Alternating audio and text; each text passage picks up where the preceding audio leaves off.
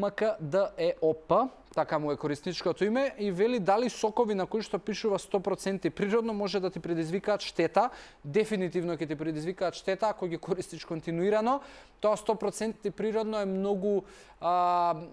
огромен маркетиншки трик и глупост, затоа што не знам што е таму 100% природно.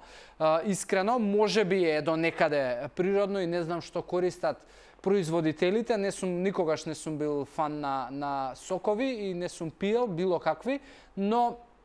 за најдобриот начин да видиш дали е добро за тебе, сврти од позади на етикетата и доколку има повеќе од 20 грама шекер на 100 грама продукт, тоа значи дека воопшто не е здраво и дефинитивно може да ти донесе штета, бидејќи големата количина на шекери е еден од најголемите загрозувачи на здравието на нашето тело. И од друга страна,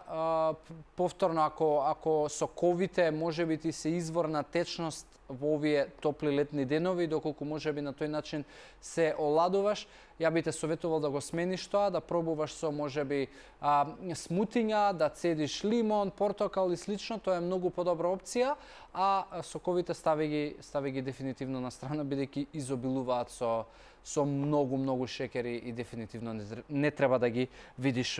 во твоето тело.